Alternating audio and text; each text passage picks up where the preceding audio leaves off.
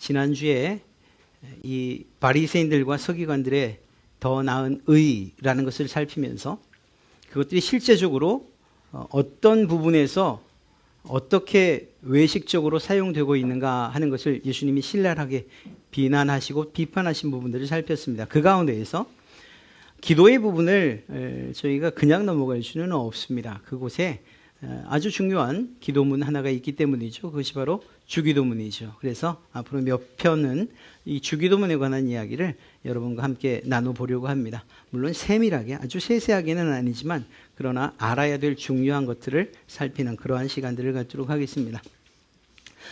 이 두 그림이 혹시 어떻게 보이십니까? 제가 어리석은 질문을 드렸습니다. 똑같은 사진입니다. 같습니다. 기도하는 사진이죠. 그런데 우리가 지난 시간에 이 기도에 대한 부분들을 살필 때 기도란 어떻게 해야 하는가 이 이야기를 하면서 너희는 이렇게 기도하면 안 된다라는 것을 먼저 이야기했습니다. 그리고 이렇게 기도하면 안 되는 것의 첫 번째가 무엇이었는가 하면 바로 외식적인 자신을 드러내려는 그런 기도였지요. 이렇게 외식적으로 기도하는 사람들 길모퉁이에 있어서 두 손 들고 큰 소리로 나 이렇게 기도한다. 누가 봐도 야 거룩하게 기도하는구나, 멋지게 기도하는구나, 아름답게 기도하는구나 등등 누가 봐도 기도하는 것을 알아챌 수 있을 만큼 그 내용조차도 무엇인지 알 수 있을 만큼 큰 소리로 기도한다고 주님은 이야기하셨죠. 이렇게 말씀하셨습니다. 너희는 기도할 때에 외식하는 자와 같이 하지 말라. 그들은 사람에게 보이려고 회당과 큰 거리 어귀에 서서 기도하기를 좋아하느니라 라고 말입니다. 그들은 서서 혹은 앉아서 무릎 꿇고 엎드려서 기도할 수도 있는데 굳이 서서 하늘을 향해 손을 들고 기도한다는 것이죠. 왜? 사람들의 눈에 띄기 위해서. 회당과 큰 거리 어귀에서 기도한다는 거예요. 기도를 자랑하는 것이 아니라 기도하는 자기를 자랑하는 거죠. 기도를 받으시는 하나님을 찬송하는 것이 아니라 누군가 내 기도의 내용을 듣고 나의 기도하는 모습을 보며 나를 찬송하기를 바라는 마음으로 기도한다. 주님이 이렇게 말씀하신 것입니다. 그렇게 기도해서는 안 된다는 거죠. 또 한 가지 무엇이었냐면 바로 주문처럼 의미 없이 반복되는 이런 이방인의 기도를 하지 말라. 이렇게 말씀하셨습니다. 그리고 나서 이렇게 기도하지 말아라 뿐만 아니라 너희는 이렇게 기도해라. 바로 주기도문을 우리에게 알려주셨던 거죠. 이 부분을 우리가 생각하면서 주기도문 그 내용을 살펴봐야 됩니다. 한국 SGI 남묘호랭개교 제가 지난주에 말씀드렸죠. 이 사람들은 자신들의 소원을 비는 방법 혹은 기도하는 방법이 매우 간단합니다. 그냥 남묘호랭개교만 외우면 됩니다. 빨간 줄을 친 것처럼 남묘호랭개교의 제목을 부르고 기원하는 데서 시작된 거죠. 사실 이것은 그들이 주문처럼 외우는 그 문장이고 창가학회라고 그렇게 알려져 있습니다. 계속해서 그 제목을 부르고 또 반복해서 외우면 되는 거죠. 굉장히 쉽습니다. 혹시 해보고 싶으시면 집에 가서 화장실에서 누가 듣지 않게 한번 해보시면 운율을 타면서 해보셔도 괜찮을 것 같기도 합니다. 그런데 이 사람들이 어떻게 이 주문을 외우면서 어떤 생각을 가지고 외우느냐? 빨간 줄만 제가 읽어드리겠습니다. 남묘호랭개교를 지극정성으로 외워서 집안의 땅도 되찾고 남편의 병도 낫게 하고 아픈 친척도 낫고 자녀들도 잘 되었다고 하며 남묘호랭개교 주문의 신비함을 말하였다. 귀가 솔깃하지 않으신가요? 어렵지 않잖아요. 그냥 이것만 외우면 돼요. 남묘호랭개 6글자. 주문이죠, 주문. 무엇을 의미하는지는 중요하지 않아요. 그것을 그저 반복해서 외우면 내 모든 소원하는 것들이 이루어진다고 믿는 그런 종교인 것입니다. 한 가지 또 제가 이거를 안 보여드렸군요. 예, 이렇게 기록이 되어 있습니다. 이게 제가 인터넷 상에서 블로그나 또 자료들을 좀 모아봤던 것입니다. 이것과 비교해 보시기 바랍니다. 내용이 굉장히 작아서 안 보이시죠? 제가 일러드리겠습니다. 성도에 관한 이야기입니다. 어떤 박사님이 독일에 강의를 제안받았다고 합니다. 함부르크 대학에. 그런데 이런저런 문제가 생겨서 그게 취소됐다는 거예요. 취소됐을 때 그래서 너무나도 일방적으로 통보를 받았으니까 너무나도 황당해하고 있는 그때에 문득 어떤 목사님이 했던 간증이 생각났다는 거죠. 그 간증의 내용이 무엇이냐? 일용할 양식을 달라는 주기도문을 1000번 외워서 4억 5천만 원을 받았다는 거예요. 그게 생각이 나서 이분도 눈밭에 앉아 3일간 금식을 하며 반드시 응답해달라고 하며 주기도문을 밤에 1000번을 했습니다. 그렇게 다 하는데 9시간 30분이 걸렸고, 그리고 결론은 무엇이냐? 1000불 주고 티켓을 구했고, 그리고 그곳에 가서 강의를 하게 됐다는 거예요. 괜찮지 않으십니까? 남묘호랭개교 이게 좀 마음에 걸리시면 주기도문을 외우세요. 1000번을. 인터넷상을 보면 유튜브에 이런 썸네일들이 있습니다. 주기도문 말씀기도 1시간 100회 암송으로 축복과 기도 응답 받아보세요. 주기도문만 하면. 또 자녀를 위한 파쇄 주기도문 축복기도 아주 귀가 솔깃솔깃하죠. 말씀기도 믿음으로 주기도문 1000번 묵상기도 삶으로 신천 결론은 축복과 기적. 주기도문 1시간 반복 듣기 이렇게 기도하라. 정말 주님께서 이렇게 기도하라고 하셨지만 이런 식으로 기도하라고 하셨다고 생각되십니까? 우리가 잘 아는 주기도문 하늘에 계신 우리 아버지여 이름이 거룩히 여김을 받으시오며 라고 하는 이 주기도문에서 기도가 정말 진정한 기도의 의미를 알지 못해 기도가 빠지면 주문이 되고 맙니다. 앞서 말씀드린 남묘혈행개교의 주문과 주기도문의 주문과 뭐가 다르죠? 앞서 보여드린 두 개의 기도의 손 똑같습니다. 전혀 다르지 않아요. 우리가 정말 잘못 기도하면 주님이 경고하신 것처럼 이방인의 기도, 반복해서 중얼거리는 그러한 주문에 지나지 않은 그것을 우리는 기도라고, 그것으로 축복과 기도 응답을 받을 수 있다고 생각하며 기도하는 것이죠. 그렇게 기도해서는 안 되는 거죠. 그렇습니다. 이 두 가지는 같다고 봐야 돼요.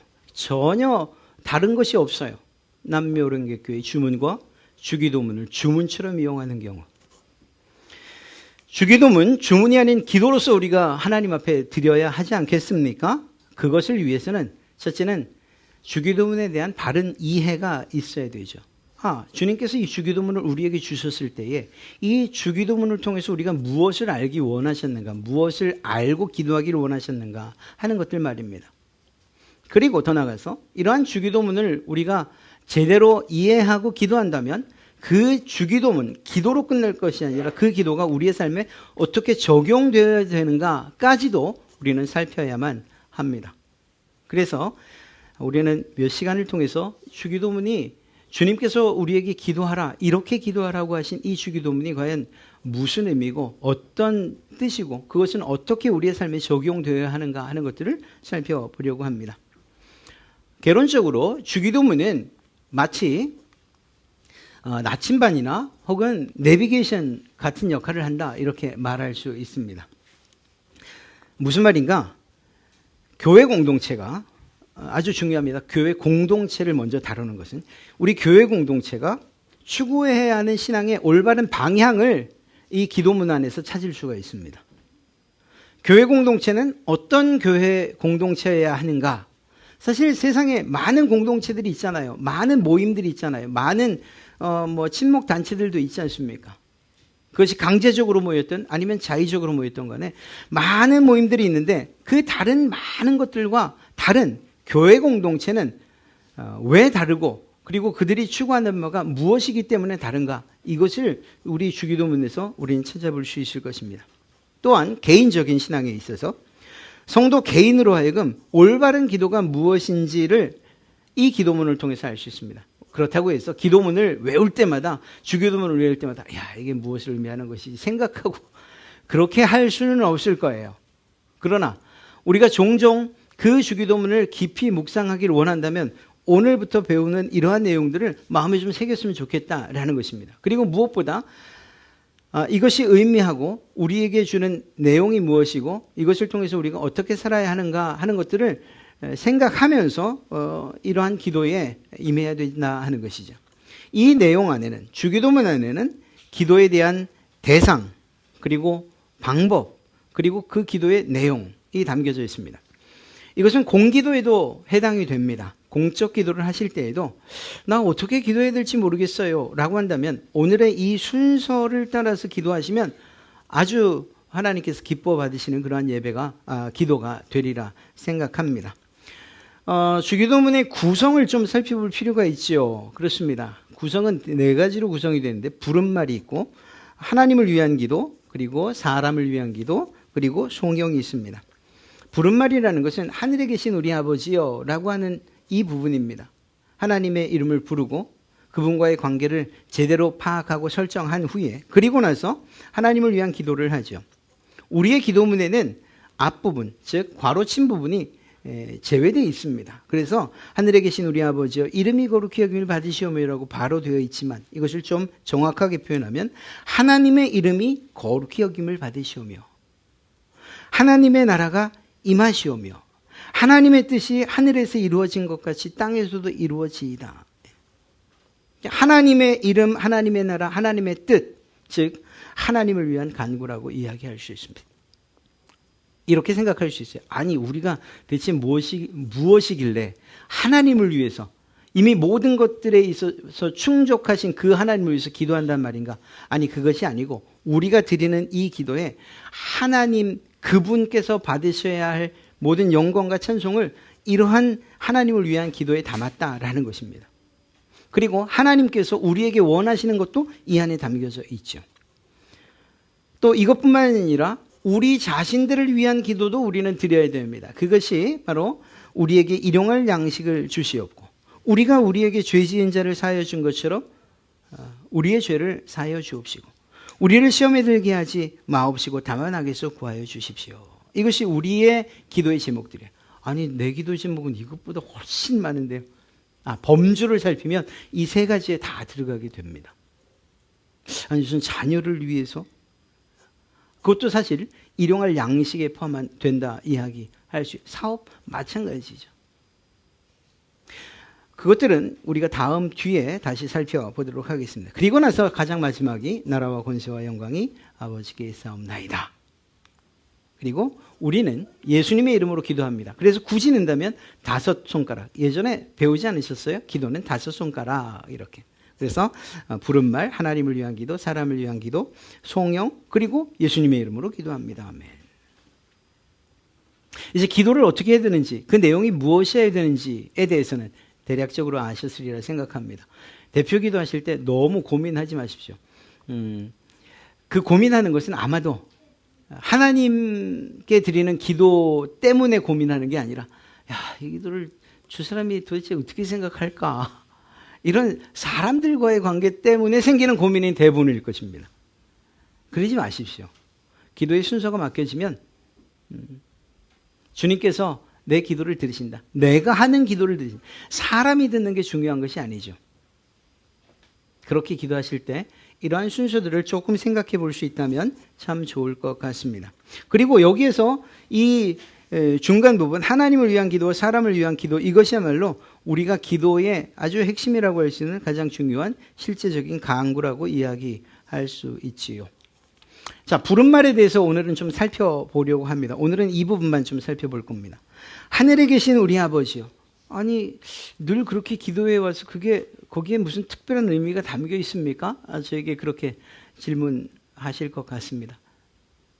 저도 특별한 의미가 담겨져 있다고 생각하지 않았는데 살펴보니 우리가 상상하는 것 이상으로 큰 의미가 담겨져 있고 또 그러한 생각들을 우리가 버리지 않고 기도해야 될 이유를 우리는 발견하게 될 것입니다. 이것은 2가지로 나눠볼 수 있죠. 어떻게 끊을 수 있을까요? 예, 그렇습니다. 하늘에 계신 그리고 우리 아버지요. 이렇게 말입니다. 이 2가지로 나눠서 이제 이야기를 할 것입니다. 그리고 세부적으로는 한 가지가 더 포함될 겁니다. 하늘에 계신이라는 이 부분을 저희가 먼저 살펴보려고 하는데 이 하늘에 계신이라는 게 도대체 무엇을 의미하는가? 기본적으로는 이 하늘에 계신 이라는 안에 하나님의 성품, 즉 다시 말해서 우리와는 다른 분이라는 사실들을 이 하늘에 계신 이라는 이 문장이 담고 있습니다.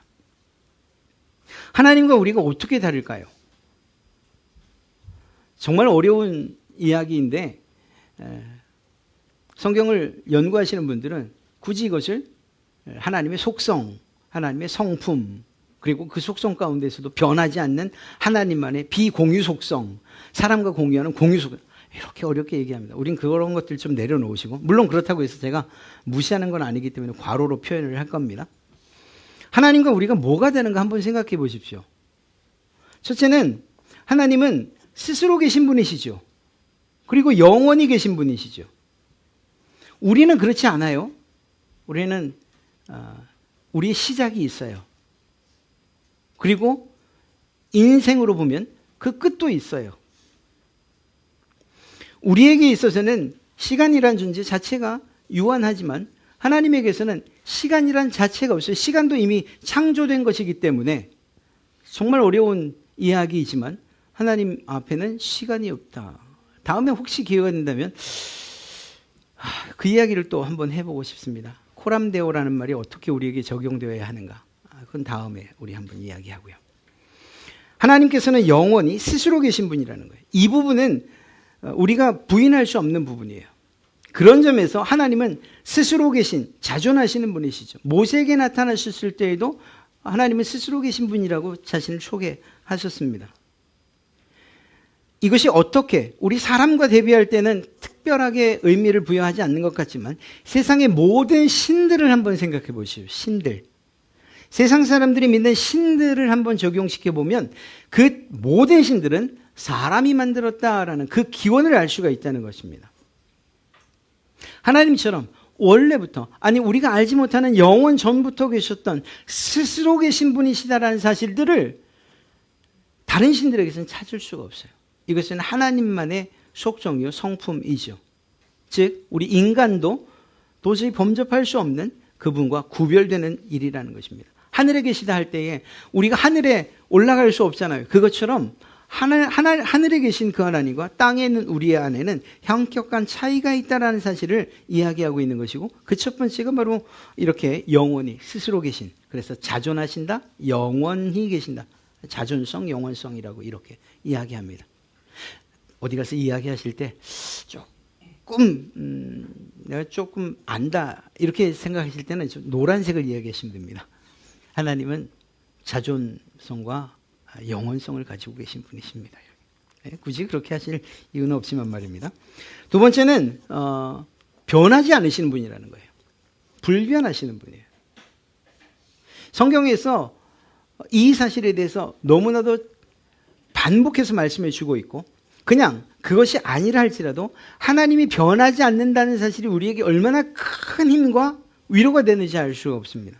하나님은 존재에 있어서 변하지 않으십니다.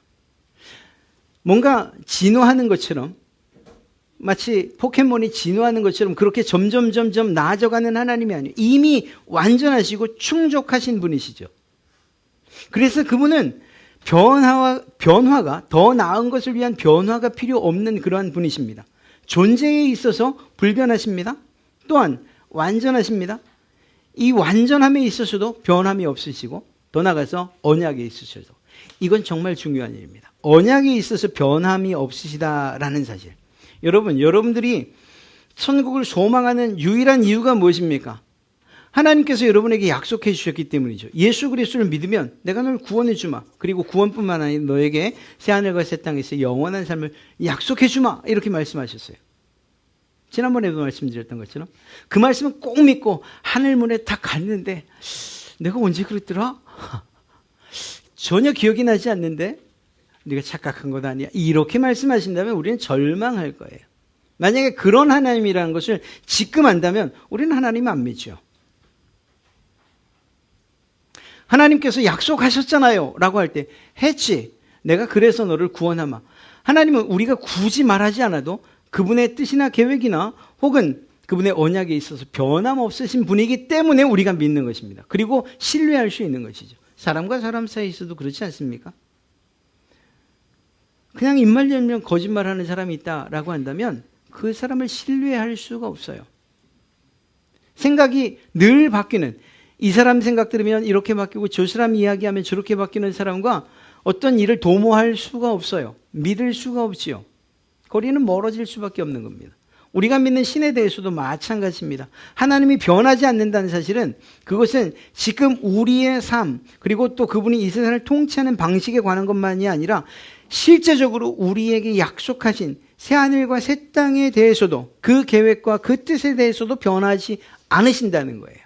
그래서 하늘에 계신 우리 아버지요 라고 말한다면 내가 그 하나님을 믿습니다. 완전히 믿습니다. 신뢰합니다. 이런 고백이 함께 포함되어 있는 것이라 이야기할 수 있는 것이죠. 또 한 가지는 무소부재하시다. 어느 곳에나 계신다는 거예요. 하나님은 가깝게는 우리 가운데에 또 하늘에 계시기도 하시고, 우리가 정말 힘들고 어려운 사망의 음침한 골짜기를 가는 그곳에서도 주님께서 함께 해주시고 하나님께서 함께 해주신다는, 어느 곳에나 계신 그 하나님, 찾아가서만 만날 수 있는 신이 아니라는 거예요. 주님이 우리의 있는 그곳에 함께 해주신다고 처음부터 약속해 주셨어요. 창세 때도, 그리고 구약의 많은 시간들마다, 그리고 그 약속해 주신 것, 바로 내가 너와 함께 있겠다, 임마누엘의 약속이 실제로 이루어진 것이 예수 그리스도이시죠. 예수님께서 우리와 함께 하셨잖아요. 근데 그분께서 33년 뒤에 돌아가시네요.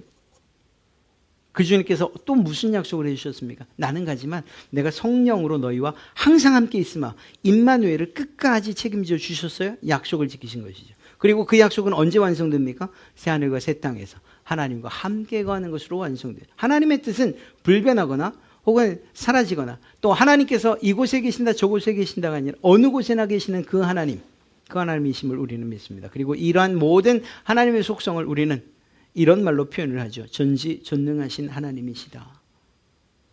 그 세상 어떤 신이 이러한 전지함과 전능함, 모든 것을 알고 모든 능력이 있는 그런 하나님, 그런 신이겠습니까? 오직 하나님밖에 없다는 것입니다. 그런 점에서 볼 때에 하늘에 계신이라고 이 말하는 것, 그것은 우리와 구분된 초월성을 이야기하는데, 이러한 하나님의 성품은, 하늘에 계신이라는 이 고백은 하나님의 성품을 우리로 하여금 일깨우고, 그리고 그것들을 잊지 않게 하는 그러한 부른말이다, 이렇게 이야기할 수 있습니다. 하늘에 계신이라는 이러한 주기도문의 기도를 시작할 때에 이러한 생각들이 매번은 아니지만 앞서 말씀드린 것처럼 매번은 아니지만 주기도문을 묵상하실 때가 된다면, 하늘에 계신, 이 안에는 하나님의 성품이 담겨져 있구나, 내가 그런 분과 함께 할 수 있다니 얼마나 감사하, 이렇게 우리의 고백이 이루어지면 좋겠습니다. 또 한 가지는 우리 아버지에 관한 것인데, 먼저 아버지를 좀 살펴보겠습니다. 한 가지 말씀드릴게요. 저는 이런 아버지에 대한 이야기를 하는 게 전혀 부담이 없었어요. 왜냐하면 저는 아버지와 관계가 좋았거든요. 그런데 어느 날 제가 이렇게 그 관계를, 하나님과의 관계를 아버지로 표현을 하다 보니까 어느 날 깨달았어요. 이게 아버지라는 표현이 어떤 사람들에게는 참 가까이 가기 힘든 그런 관계일 수 있겠다라는 그런 생각을 합니다. 사람들 아버지가 완전하지 않으니까 아버지 얘기만 하면 좀 마음에 막 쿵쿵거리고 거부감이 생기고 이런 분들도 계시지 않겠어요? 그런 분들께 먼저 좀 당부를 드려요. 우리가 사람으로 만나는 아버지 아니고 그냥 하나님께서 사람과 사람 사이에 가장 기본적이고 본연의 아버지의 성품, 그 성품으로서의 아버지를 좀 생각하면 좋겠습니다. 만약에 그것이 어머님에게서 느껴진다면 그냥 이렇게 대치해서 그렇게 받아들여도 될 것 같습니다. 부모의 관계라는 것만큼은 틀림없어요. 난 부모님 전체 두 분 다 마음의 상처를 받았는데, 그냥 보편적으로 좀 생각해 주시면 참 감사하겠습니다. 하나님과 우리의 관계를 아버지라고 표현하고 있다는 거예요. 아버지. 기본적으로 이 아버지라고 할 때에 이것이 어디로부터 시작됐는가 하면 그것은 주님으로부터 시작됩니다. 주님께서 하나님을 아버지라고 그렇게 부르셨지 않습니까? 이 아바라는 말은 어린아이들이 아버지를 친근하게 부르는 아빠라는 그러한 말입니다. 근데 아빠, 아버지, 다 큰 사람이 아빠, 아버지라니.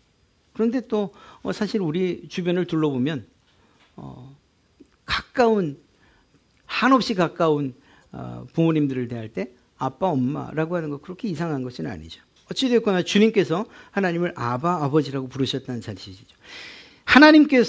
주님께서 하나님을 그렇게 부르는 것은 아무 문제가 없습니다. 그런데 이것이 우리에게도 적용되어지는데, 왜냐? 예수님을 통해서 하나님을 아버지라고 부를 수 있게 됐다는 거예요, 우리가.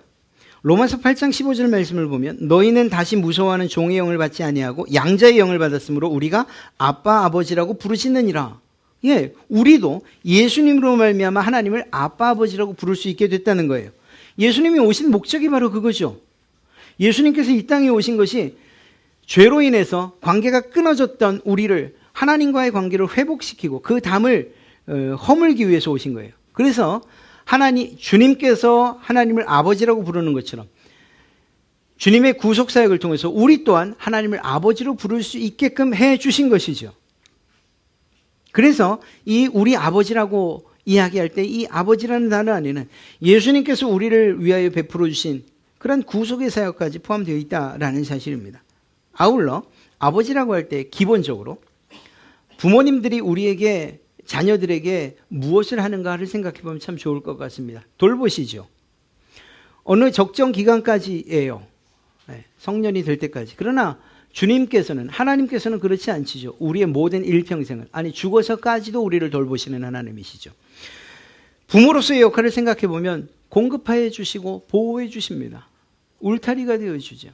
하나님께서 우리의 이러한 부르짖음, 하나님은 나의 아버지십니다 라는 이러한 우리의 고백과 기도에 대해서 무엇으로 응답하시느냐? 우리의 필요들을 공급해 주신다는 거예요. 놀랍게도 하나님은 전지하시고 전능하신 분, 모든 것을 아시는 분, 여러분들의 삶의 모든 것들을, 무엇이 필요한지, 또 어떤 결정을 해야 되는지, 여러분들의 과거, 현재, 미래 모든 것을 아시는 그분께서 공급하신다 할 때에 마음이 든든해지지 않으십니까? 그리고 이것은 비록 우리가 기도하고 있는 것들이 지금 당장 이루어지지 않는다 하더라도 낙심하지 않게 합니다. 왜? 모든 것을 아시는 주님께서, 모든 것을 주실 수 있는, 가장 좋은 것으로 주실 수 있는 그분께서 아직 주시지 않는다는 데는 하나님의 뜻이 있겠구나라고 이렇게 연결해서 생각할 수 있기 때문인 것이죠. 우리를 보호해 주시는 것, 이것도 마찬가지입니다. 무엇보다 우리의 죄를 용서해 주시죠. 끝까지. 탕자의 비유를 통해서 우리는 이 사실을 너무나도 잘 알 수 있습니다. 세상 사람 아버지는 잘 못 참아요. 저만 해도 그래, 한 번, 두 번, 그 다음에는 참기가 힘들어요. 그냥 벌써 부해가 나기 시작하고 화가 막 솟아오르죠. 하나님은 그러지 않으신다는 사실을 우리가 잘 알고 있지 않습니까? 끊임없이 주님께서는 그것을 70번씩 7번까지라도 라는 표현을 들어서 하나님의 용서가 얼마나 무한하신가, 끊임이 없고 변함없으신가 하는 것을 알려주셨죠. 하나님과의 관계가 아버지라는 사실을 우리가 잊지 말아야 합니다. 한 가지는 더, 우리라는 거예요. 우리. 하늘에 계신 아버지시여 해도 되는데 꼭 여기다 우리라는 표현을 왜 썼을까? 그렇지 않으세요? 나의 하나님이면 충분한데 굳이 우리라고. 이건 한국적 표현일 거다. 아니죠. 영어 성경에도 보면 our라고 되어 있어요.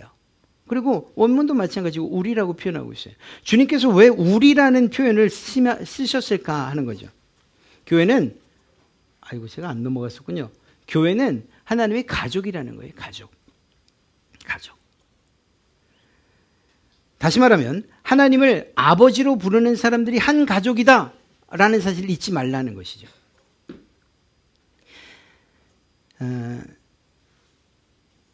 제가 이야기할 만한 그 주제는 아닙니다만, 예전 제가 어렸을 때, 혹은 여러분들이 어렸을 때 학생 청년 시절에 이웃의 교회들의 관계가 어땠는 걸 한번 생각해 보세요. 얼마 전에도 친구들을 만났는데, 그때 우리 문화개방 하지 않았냐? 할 줄도 모르는데 시화전 하지 않았냐? 그러면서 하는 이야기 뭔지 아세요? 그때 이 교회도 오고 저 교회도 오고 함께 찬양 집회도 하고. 요즘에 그런 일들이 있습니까? 지역 교회 간에서 이런 교류나 연합이 없어진 지 오래예요. 저희 청년들이 수년 전에 지역 안에서 찬양 집회를 한번 가져보자, 이런 의도를 가지고 공문을 만들어서 지역에 있는 교회들을 방문을 했어요. 다 문전박대 당했어요. 한 교회는 우리는 청년부가 없어요. 한 교회는 한번 검토해 보겠습니다. 이게 다였어요. 나머지는 지금 담당하시는 분이 안 계신데요. 놓고 가시면 전해드릴게요. 이게 전부였어요. 개교회화되는 일들이 이제는 일상이 돼버린 거죠. 사랑하는 성도 여러분, 그렇지 않습니다. 온 지구 안에 있는 예수 그리스도를 주로 고백하고 하나님을 아버지라고 부르는, 물론 이단은 제외하고 말입니다. 그들은 하나님의 가족이에요. 우리가 경쟁해야 될 상대가 아니라는 거예요. 이웃 교회가 싸워야 될 싸움의 대상이 아니에요. 싸운다면 정말 악한 영들을 대항해서 함께 힘을 합해 싸우는 것, 그것이 교회인 것이. 이런 일들이 어떻게 잘 이루어질까 하는 참 고민해야 될 문제이긴 합니다. 그리고 끊임없이 고민하려고 합니다. 여러분들도 다른 교회 성도들에 대한 이러한 마음을 여는 일들을 주저하지 마십시오. 그들도 조금 우리와 다른 성향으로 예배하고 또 신앙하는지 몰라도 하나님을 아버지라고 부른다면 한 가족이라는 사실이에요. 그곳에 가서 다시 만날 것 아닙니까? 또 한 가지는 하나님과의 관계뿐만 아니라 사람 사이에서 관계하다는 것, 관계도 중요하다는 거예요. 여러분들이 하나님과의 관계에 있어서 1대1의 관계가 얼마나 신실하신지 제가 잘 알고 있습니다. 그런데 그것만큼 여러분들과 여러분 사이의 관계도 아주 중요하다는 것을 잊지 마십시오. 우리라고 하는 공동체 안에 속해 있는 교회라는 것, 우리 갈릴리 교회가 한 가족이라는 것을 잊지 마시기 바랍니다. 시편 113편의 1절, 보라 형제가 연합하여 동거함이 어찌 그리 선하고 아름다운고. 형제예요, 형제. 우리가 함께 예배하고 함께 연합하여 동거하는 이 일은 하나님 보시기에 선하고 아름다운 일이라는 것입니다. 이렇다고 할 때에 여러분이 다른 성도들을, 옆에 있는 그분들을 대할 때 어떤 마음으로 대해야 되느냐? 앞서 말한 하나님 아버지께서 나를 돌보시는 것처럼 그렇게 우리가 옆에 있는 성도들 그리고 그 가족들을 돌보고 용서하심을 닮아 살아야 되는 거죠. 하나님께서 하셨던 것처럼 우리가 그렇게 살아가야 되는 거예요. 옆에 계신 분들이 서로 반목하거나 싸움의 대상, 경쟁의 대상이 아니라니까요. 가족이에요, 가족. 개인적인 이야기를 정말 죄송한데 저희 첫째와 둘째는 나이 차이가 3살이나 되는데도 그냥 맨날 싸우는 것 같아요. 학교 다닐 때는 같은 차를 타기를 싫어했어요. 같은 차를 전철에서 내려서 우연히 같은 차를 탔어요. 그런데 얘들이 어떻게 했는가 하면 오빠가 먼저 내릴래? 내가 먼저 내릴까? 한 정거장 전에서. 그래서 결국은 한 정거장 전에서 따로 각자 내려서 집에 왔어요. 집에 나가면서 뭐라고 하는지 아세요? 같은 학교였거든요. 아는 척하지 마. 정말로 관계가 안 좋았냐고요? 아니에요. 얼마 지나서 시간이 지나서 둘이 붙었는데 너무 싸우는 거예요. 소리가 막 싸우는 소리예요.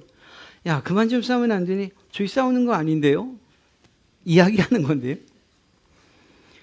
가족은 그런 것 아니겠습니까? 네, 그런 거예요. 서로가 서로를 사랑하고 그리고 배려하고 인내하고 때로는 용서하고 때로는 내가 져야 될 짐을 그가 져야 될 짐을 내가 대신 지는 것.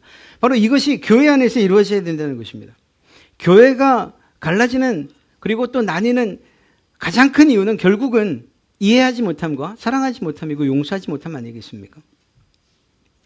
저는 우리 갈릴리 교회가 정말 우리 아버지라고 함께 기도하는 그 이상은 서로 간에 다를 수 있어요. 생각해 보세요. 어떻게 다 같을 수 있습니까? 어떻게? 60명, 100명이 어떻게 같은 생각을 가질 수 있겠어요? 한 집에 사는 사람들도 서로 다른 생각을 갖는데 말입니다. 그렇다고 한다면 인정하는 거죠. 다름을 인정하는 거예요. 다름을. 그리고 공동의 목표를 위해서 서로 내려놓을 건 내려놓고 때로는 주장하는 것들에 대해서 받아들이고 이해하는 이런 일들이 필요한 거죠. 주님께서 하셨던 것처럼 서로를 돌보는 마음들이 필요하고 주님께서 하셨던 것처럼 서로를 용서하는 마음들이 필요하고 주님께서 하셨던 것처럼 서로에게 공급하는 일들이 필요한 거예요. 누가 공급하는 것 그거 중요한 건 아니에요. 그냥 마음이 있는 사람이 하면 돼요. 나보다 훨씬 나은데 내가 어떻게 아니, 그런 건 중요하지 않아요. 그냥 마음이 동하면 하시면 돼요. 그렇게 해서 가족의 관계를 유지해 가는 것. 그것이 아버지께서 우리에게 요구하시는 것이라 생각합니다. 주기도문에 대한 이해, 그 첫 번째를 좀 마치려고 합니다. 주기도문, 주문처럼 외우는 기도가 되어서는 안 되죠.